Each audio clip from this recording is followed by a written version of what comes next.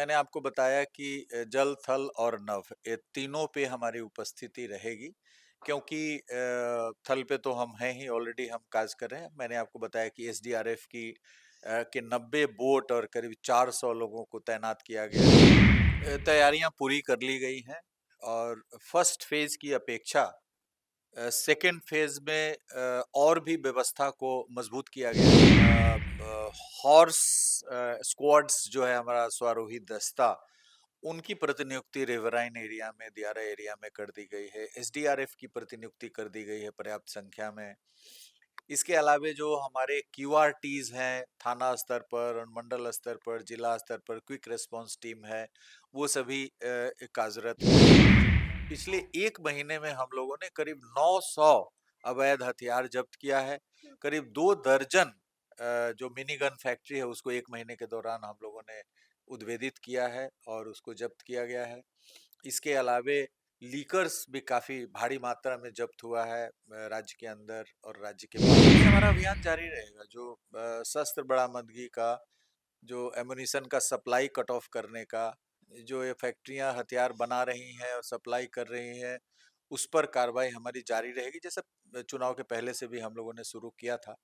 एमुनिशंस इस साल जो एमुनिशन की बरामदगी है वो अन्य वर्षों की अपेक्षा काफी अधिक है। सोशल मीडिया पे हम लोगों की पैनी नजर है और प्रतिदिन जो सोशल मीडिया पोस्ट्स हैं, जो ऑब्जेक्शनेबल पोस्ट्स हैं, जो एब्यूसिव लैंग्वेज यूज कर रहे हैं, गाली गलौज की भाषा प्रयोग कर रहे हैं, समाज के अंदर जातीय और धार्मिक उन्माद पैदा करने के लिए जो पोस्ट वगैरह डाल रहे हैं, तो उन सबों को चिन्हित करके लगातार एफआईआर दर्ज की है। नमस्कार, आप देख रहे हैं न्यूज फॉर नेशन। आपके साथ मैं हूँ राजनंदिनी। बिहार विधानसभा चुनाव सेकेंड फेज का इलेक्शन जो है वो 11 को होगा। उसको लेकर के आज प्रचार प्रसार जो है वो थम चुका है।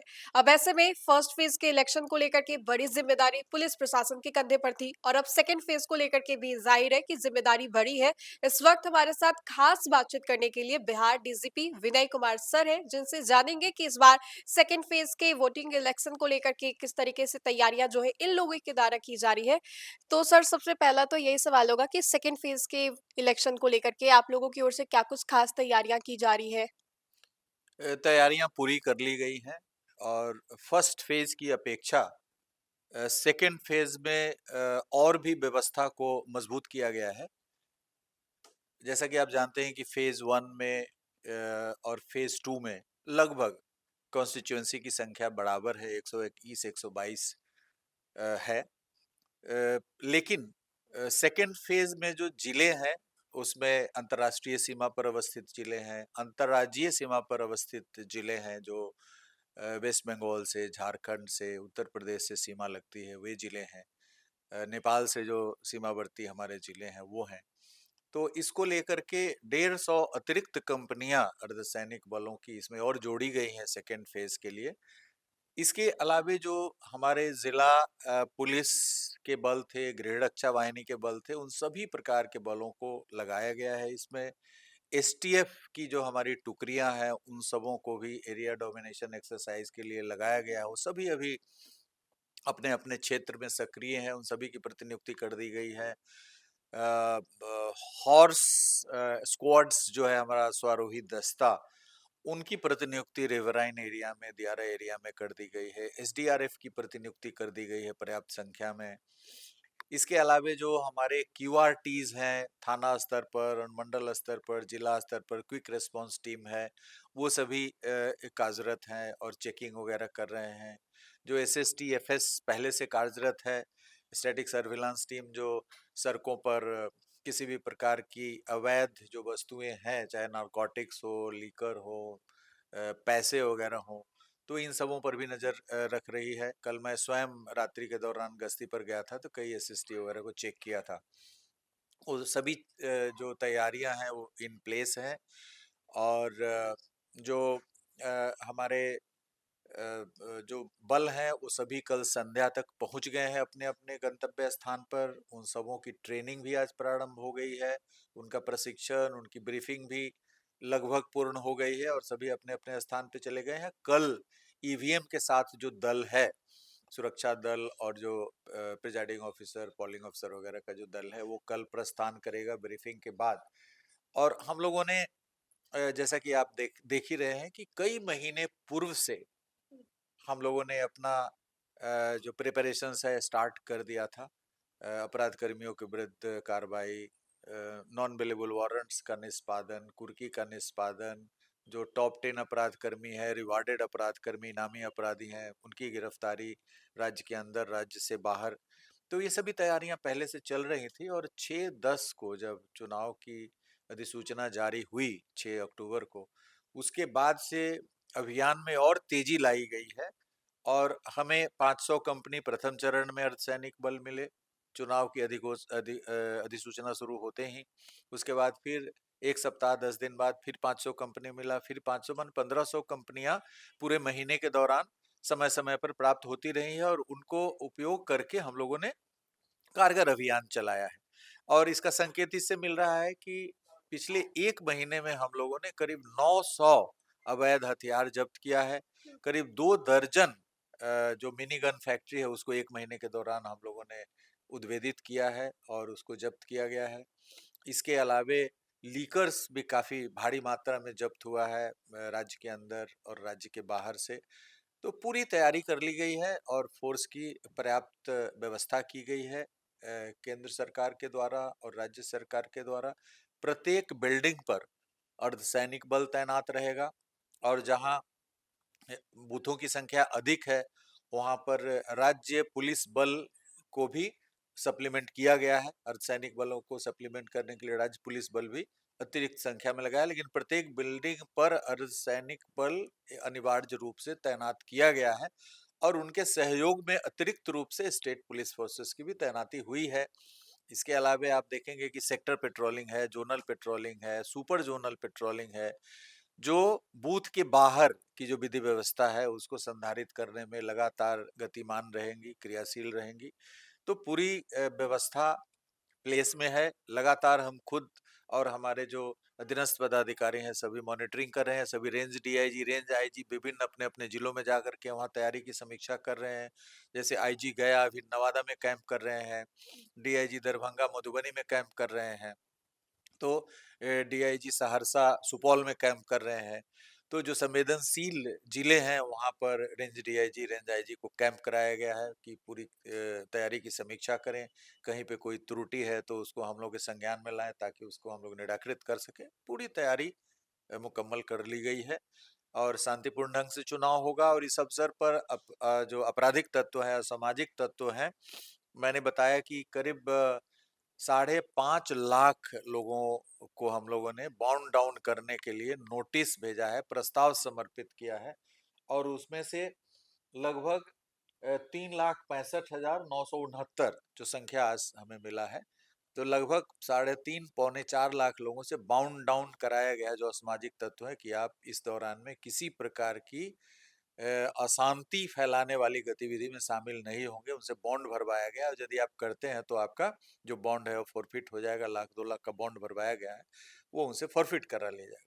इसके अलावे लगभग 5,623 लोगों के खिलाफ जो असामाजिक तत्व हैं, उनके खिलाफ जिला बदर की कार्रवाई की गई है। जो जिला से बाहर उनको निकाला जाता है, अपने जिला से निकाल के दूसरे जिला में उनको रहने के लिए मजबूर किया जाता है। जिला पदाधिकारी के स्तर से Bihar control crime control act के तहत, सीसीए के तहत आदेश पारित हुआ है और इसमें लगभग 4,668 जो फिगर हमारे पास है, इतने में ऑर्डर पास हो गया है। और आज सुबह से टीम लगी हुई है, पुलिस हेडक्वार्टर की टीम लगी हुई है कि उनको जहाँ पे हाजिरी देना है वहाँ हाजिरी दे रहे हैं कि नहीं दे रहे हैं। यदि हाजिरी नहीं देंगे, थोड़ा सा भी इधर उधर करेंगे तो उनका भी वारंट निकाल करके उनको प्रिवेंटिव अरेस्ट कर लिया जाएगा।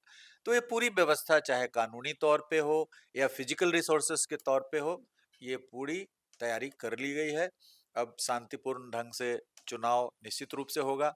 मतदान का प्रतिशत भी जैसा कि प्रथम चरण में हुआ, तो हम उम्मीद कर रहे हैं कि उससे भी बढ़ चढ़ करके लोग इसमें हिस्सा लेंगे।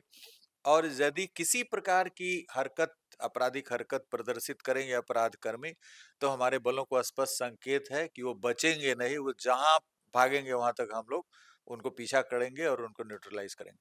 सर, जो फर्स्ट फेज का इलेक्शन हुआ था बखूबी आप लोगों ने बहुत बेहतरीन काम किया, लेकिन बूथ पर कुछ असामाजिक तत्वों के द्वारा कुछ चीज़ें की गई और कुछ ऐसे भी नेता थे जो कि पुलिस प्रशासन से भिड़ गए या फिर कुछ और भी चीज़ें जो है घटित हुई। उन सी चीज़ों को रोकने के लिए सेकंड फेज़ के इलेक्शन के दिन क्या कुछ खास तैयारियाँ जो है वो की जा रही हैं? नहीं, बूथ के अंदर कहीं भी किसी प्रकार की एक छोटी-सी भी घटना बूथ के अंदर नहीं हुई, पोलिंग एकदम इर्द-गिर्द पोलिंग शांतिपूर्ण एजेंट। ढंग से हुआ। हाँ, इर्द-गिर्द में बहुत सारे जैसे आपने देखा होगा कि हुँ, कई सारे बूथ पे लोगों ने मतदान का बहिष्कार किया। हुँ। वो मतदान डाले ही नहीं हैं, कई सारे बूथ आए हैं डिफरेंट एरियाज़ से। तो 1-2 जगह जहाँ पर जो जनप्रतिनिधि हैं, जो पूर्व में भी रहे हैं, जब उनका वहाँ पे पदार्पण हुआ, तो 1-2 जगह पे ऐसा देखा गया, 2-3 जगह पे, तो वहाँ जनता ने अपना प्रतिरोध व्यक्त किया, शांतिपूर्ण ढंग से प्रतिरोध व्यक्त किया कि जनता की कुछ शिकायतें थी, तरह-तरह की शिकायतें थी, कहीं कुछ नाला, कहीं पानी। तो इन सभी मुद्दों पर जनता के द्वारा प्रतिरोध किया गया। जो जिस 1-2 घटना की आप बात कर रहे हो उसमें जनता ने अपना प्रतिरोध व्यक्त किया था और प्रतिरोध स्वरूप वहाँ पे हुआ था। कोई इस तरह का आपराधिक हमला उसको हम नहीं कहेंगे कि किसी भी जनप्रतिनिधि के ऊपर या किसी के ऊपर चुनाव के दिन मतदान केंद्र के बाहर भी किसी प्रकार का हमला हो ऐसा नहीं हुआ था। चुनाव चल रहा है, सेकंड फेज़ जो है लास्ट है। अब ऐसे में हथियार सप्लाइमेंट्स की भी बहुत सारी जो केसेज़ हैं, बातें सुनने को मिलती हैं। तो हथियार बरामदगी को लेकर के तैयारियाँ या फिर इन चीज़ों पर ख़ासा ध्यान रखने के लिए क्या कुछ तैयारियाँ कर? नहीं हमारा अभियान जारी रहेगा जो शस्त्र बरामदगी का जो एमुनिशन का सप्लाई कट ऑफ करने का, जो ये फैक्ट्रियाँ हथियार बना रही हैं और सप्लाई कर रही हैं, उस पर कार्रवाई हमारी जारी रहेगी। जैसे चुनाव के पहले से भी हम लोगों ने शुरू किया था। एमुनिशंस इस साल जो एमुनिशन की बरामदगी है, वो अन्य वर्षों की अपेक्षा काफ़ी अधिक है। तो जो आर्म्स की बरामदगी है, वो भी आई थिंक इतना आर्म्स कभी बरामद नहीं हुआ था किसी भी साल में। तो आर्म्स एमुनिशन पर हमारा काफ़ी ज़ोर रहा है। पटना में भी आप देखोगे कोई ऐसा दिन नहीं है जिस दिन 2, 4, 5, 7, 8 शस्त्र बरामद नहीं हुआ है। और ये अन्य जिलों में भी पुलिस अधीक्षकों के द्वारा अभियान चला करके किया गया है। तो ये अभियान अपराध कर्मियों के विरुद्ध जो मुहिम है वो जारी रहेगी। और जो पकड़े गए हैं अपराध कर्मी ये शस्त्र के साथ, अवैध शस्त्र के साथ, उनका अब हमारा ट्रायल पर ज़ोर रहेगा। कि उनको जेल में रहते हुए उनको सजा करा दिया जाए आर्म्स एक्ट में चाहे और भी जो अपराध किए हैं उसमें ताकि वो उनको बेल पर आने का मौका ना मिले और वो उनको सजा याफ्ता कराने की कोशिश की जाएगी और न्यायालय से हमारा कोऑर्डिनेशन पहले से करा हुआ है और न्यायालय के साथ पूरा समन्वय और सहयोग स्थापित करते हुए हम लोग उनको सजा दिलाने का प्रयास करेंगे आने वाले दिनों में। सर, जल, ज़मीन, आकाश ये तीनों जगह पर मॉनिटरिंग पहले नेता ने इन सभी तीनों जगहों पर जाकर के सभा को संबोधित किया। अब आप लोगों का इन तीनों जगह पर कैसा ध्यान है? चाहे ज़मीन हो, आकाश हो, अलग-अलग जगहों पे क्योंकि कहीं भी कुछ भी सप्लाइमेंट्स वगैरह कुछ भी केसेज़ आ सकते हैं कभी भी इलेक्शन तक। नहीं, मैंने आपको बताया कि जल, थल और नभ ये तीनों पे हमारी उपस्थिति रहेगी क्योंकि थल पे तो हम हैं ही ऑलरेडी हम काज कर रहे हैं। मैंने आपको बताया कि एसडीआरएफ की के 90 बोट और करीब 400 लोगों को तैनात किया गया है। इसके अलावे जो हमारा थाना के साथ भी बोट वगैरह अटैच किया गया है, जो हमारे पुलिसकर्मी हैं उनको आवागमन में किसी प्रकार का दिक्कत नहीं हो, जहाँ रिवराइन एरिया है वहाँ पे। हम लोग जहाँ दियारा एरिया है और दुरूह एरिया है, डिफ़िकल्ट एरियाज़ है, वहाँ पे ड्रोन्स भी यूज़ करेंगे। जैसे पिछले चुनाव में भी हम लोगों ने कई जगह पे ड्रोन्स यूज़ किया था, तो इसमें ड्रोन्स भी हम लोग यूज़ करेंगे।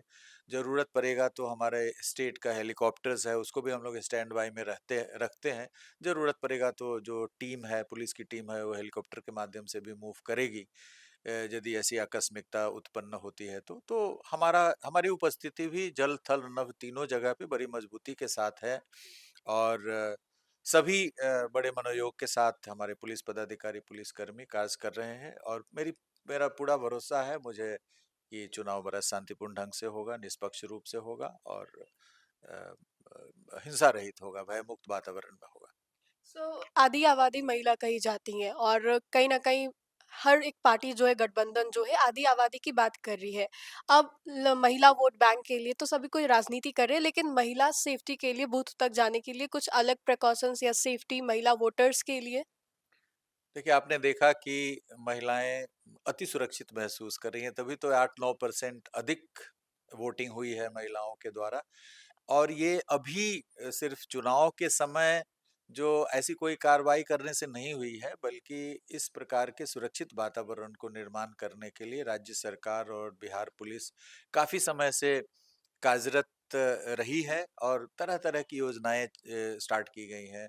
पुलिस के द्वारा भी हम बहुत सारे जैसे हमारे आपने देखा होगा कि करीब 35,000 महिला पुलिसकर्मी हमारे राज्य पुलिस बल में है। किसी भी राज्य में इतनी संख्या में महिला पुलिस बल नहीं है, महिला पुलिस पदाधिकारी है।